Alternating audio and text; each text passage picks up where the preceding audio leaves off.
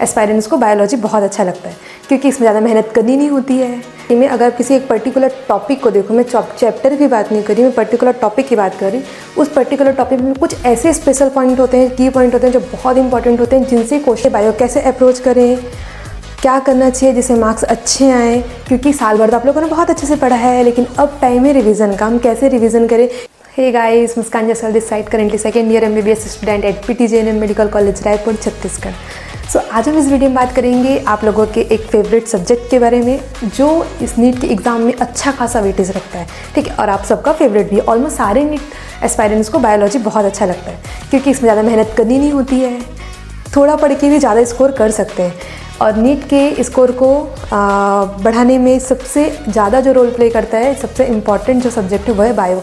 तो आज हम बात करेंगे इसी बायो के बारे में कि हमें लास्ट 1 मंथ 2 मंथ में अब हम कैसे करें, बायो कैसे अप्रोच करें, क्या करना चाहिए जिससे मार्क्स अच्छे आएँ। क्योंकि साल भर तो आप लोगों ने बहुत अच्छे से पढ़ा है, लेकिन अब टाइम है रिवीजन का। हम कैसे रिवीजन करें, कैसे चीज़ों को ज़्यादा से ज़्यादा रिवाइज कर सके, चीज़ों को ज़्यादा से ज़्यादा याद रख सके, ठीक है। तो आज हम इस वीडियो में इसी टॉपिक पे बात करेंगे।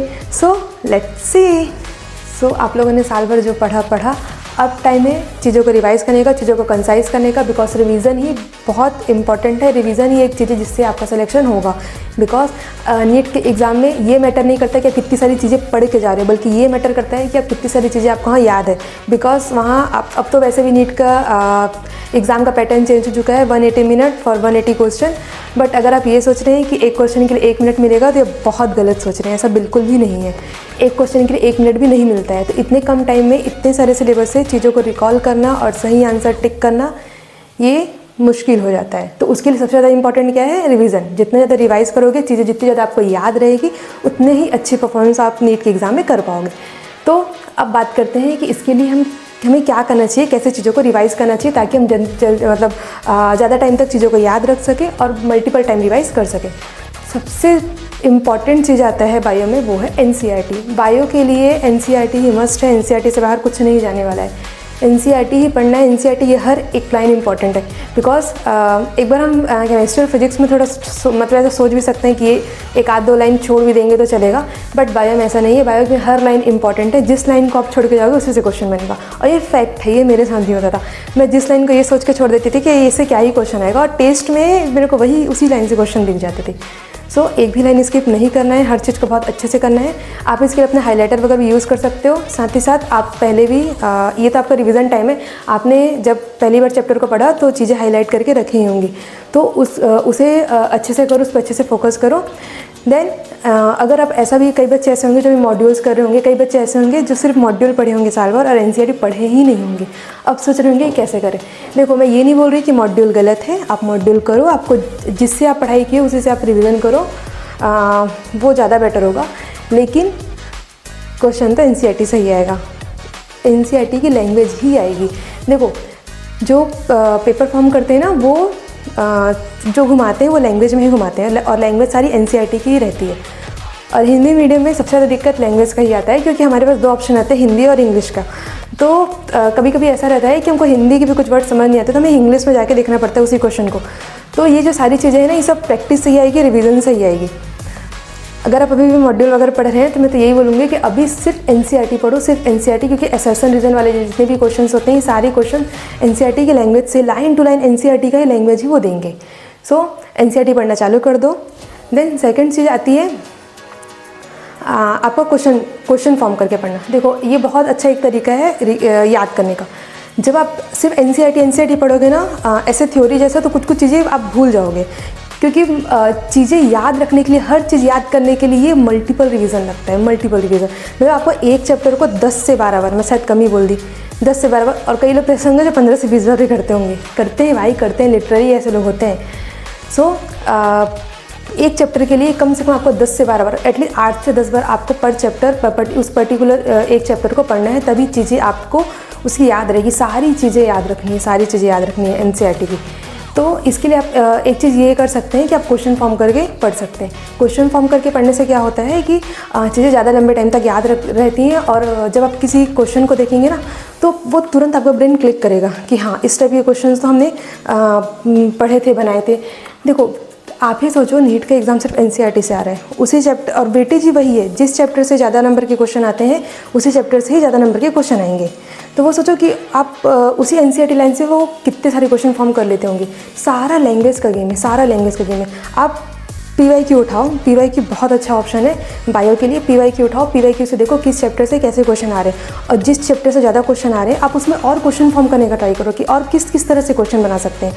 हो सकता है वो उसका असर्शन रीज़न में दे दें, या हो सकता है वो स्टेटमेंट वाइज में दे दें, है ना। तो ये सारी चीज़ें आप ये सारे मेथड यूज़ कर सकते हो याद करने के लिए। पीवाईक्यू बहुत इंपॉर्टेंट है, पीवाईक्यू पूरा करना प्रॉपर, पीवाईक्यू छोड़ना नहीं। देन इसके बाद आता है शॉर्ट नोट्स। आपको शॉर्ट नोट्स बहुत अच्छे से बनाना है। वैसे बात देखो, बायो में ज़्यादा शॉर्ट नोट्स आप बना नहीं सकती क्योंकि बायो की हर लाइन इंपॉर्टेंट है, क्या क्या चीज़ को ऐड करोगे शॉर्ट नोट्स में। बट फिर भी उस एनसीईआरटी में अगर किसी एक पर्टिकुलर टॉपिक को देखो, मैं चैप्टर की बात नहीं कर रही, मैं पर्टिकुलर टॉपिक की बात कर रही, उस पर्टिकुलर टॉपिक में कुछ ऐसे स्पेशल पॉइंट होते हैं, की पॉइंट होते हैं जो बहुत इंपॉर्टेंट होते हैं, जिनसे क्वेश्चंस आने के चांसेस बहुत ज़्यादा रहते हैं। और ये आपको कैसे पता चलेगा? टेस्ट से। जब आप टेस्ट दिलाएंगे ना या क्वेश्चन जब सॉल्व करेंगे तब आपको पता चलेगा कि किस लाइन, कौन सी लाइन ज़्यादा इंपॉर्टेंट है, किससे ज़्यादा क्वेश्चन बन रहे हैं। ठीक है, तो ये सब प्रैक्टिस से ही पता चलेगा। तो जो आपको ज़्यादा इंपॉर्टेंट लग रहा है या ऐसी ऐसी चीज़ें जिनको आप भूल रहे हो, तो इसके लिए आप क्या कर सकते हो, एक शॉर्ट नोट्स बनाओ। और ये जो शॉर्ट नोट, पता है कई बार ऐसा भी रहता है कि कोई एक टॉपिक है जो बहुत लेंदी है।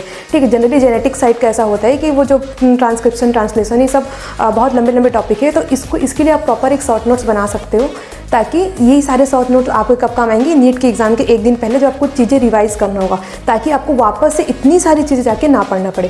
तो आप प्रॉपर शॉर्ट नोट्स बनाओ।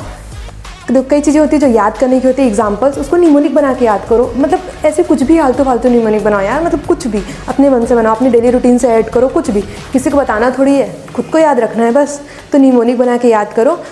देन इसके बाद आते हैं डायग्राम्स। बायो में डायग्राम बहुत इंपॉर्टेंट है। एक एक डायग्राम की लेबलिंग, वो भी सिर्फ एनसीईआरटी से, किसी मॉड्यूल वगैरह से मत करना, सिर्फ एनसीईआरटी के डायग्राम की लेबलिंग, और प्लस डायग्राम के नीचे किस चीज़ का डायग्राम दिया है, एक ऑर्डर क्या दिया है, असेंडिंग ऑर्डर में दिया है, डिसेंडिंग ऑर्डर में दिया है, ये सारी चीज़ें बहुत अच्छे से कर लेना। क्योंकि मैं हमेशा लेबलिंग डायग्राम में ही जाके गलत करके आती थी। कुछ चीज़ें, मतलब मैं कितना भी करती थी, कुछ चीज़ें मेरे से गलत हो जाती थी। फिर मैं समझ गई कि मेरे को डायग्राम बहुत अच्छे से करना है। फिर उसके बाद मैं क्या की, सिर्फ डायग्राम को बहुत अच्छे से करने लगी। मतलब मेरा थ्योरी पोर्शन तो मैं करती थी, लेकिन साथ साथ मैं अलग से टाइम निकालने लगी डायग्राम के लिए, जिसमें मैं सिर्फ डायग्राम के लेबलिंग्स वगैरह देखती थी। अपने से डायग्राम बना के मैं अपने से क्वेश्चन दे देती थी खुद को कि हाँ अब इसको सॉल्व करना है ना। तो डायग्राम बहुत अच्छे से करना, उससे क्वेश्चंस रहते हैं। और डायग्राम बना के कई बार ऐसा होगा, उसमें भी स्टेटमेंट वगैरह वाले क्वेश्चन आपको दे देंगे कि आपको करेक्ट चूज़ करना है, इनकरेक्ट चूज़ करना है। ठीक है, आपको ये करना है, एक डायग्राम को बहुत अच्छे से, डायग्राम वाले क्वेश्चन को बहुत अच्छे से प्रैक्टिस करके जाना है। देन उसके बाद आता है कि कई बार ऐसा रहता है कि आप, जैसे मान लो आप इवोल्यूशन चैप्टर एक बार पढ़ चुके हैं, बहुत अच्छे से 1-2 बार पढ़ चुके हैं, लेकिन फिर भी एक टाइम के बाद जब आप सोचते हैं तो आपको कुछ याद नहीं आता। आपको ऐसा लगता है कि आप सब कुछ भूल रहे हैं।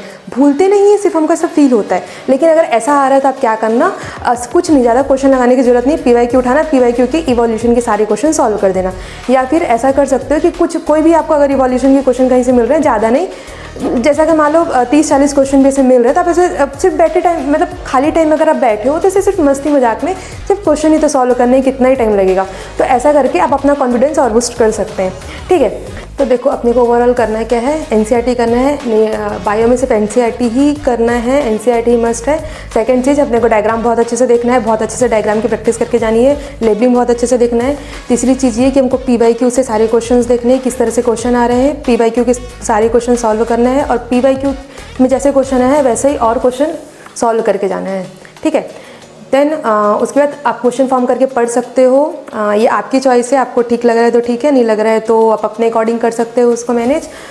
सबसे ज़्यादा इंपॉर्टेंट है कि बायो को बहुत अच्छे से करना है, क्योंकि ये 360 मार्क्स आपके हाथ में है, बहुत स्कोरिंग है। नीट का जो स्कोर है वो इसी से बोलना चाहिए, स्कोरिंग सब्जेक्ट बायो ही है। और ट्राई करो कि जो बायो के क्वेश्चन है उसको टाइमर लगा के करो, ताकि स्पीड और एक्यूरेसी दोनों मेंटेन हो पाए। क्योंकि नीट के एग्जाम में बायो में जितना कम टाइम दोगे, जितना जल्दी से जल्दी बायो के क्वेश्चन सॉल्व करोगे विथ एक्यूरेसी, सही भी होना चाहिए, ये नहीं कि सिर्फ स्पीड है। तो जितने अच्छे से आप बायो के, जितना कम टाइम में बायो के क्वेश्चन सॉल्व करोगे, बायो का पेपर ख़त्म करोगे, उतना ही ज़्यादा टाइम आप केमिस्ट्री और फिजिक्स में लगा पाओगे। सो बायो को हल्के मत लेना, स्कोरिंग है बहुत अच्छा है, बहुत कम मेहनत में बहुत ज़्यादा नंबर देके चले जाएगा। सो इससे रिलेटेड और भी जो डाउट्स होंगे आपको, कि कुछ पूछना हो या कुछ नहीं समझ आया हो, तो आप मेरे को कमेंट सेक्शन में कमेंट्स करके पूछ सकते हैं। ठीक है, तब तक के लिए अच्छे से पढ़ते रहो। All the best, okay bye.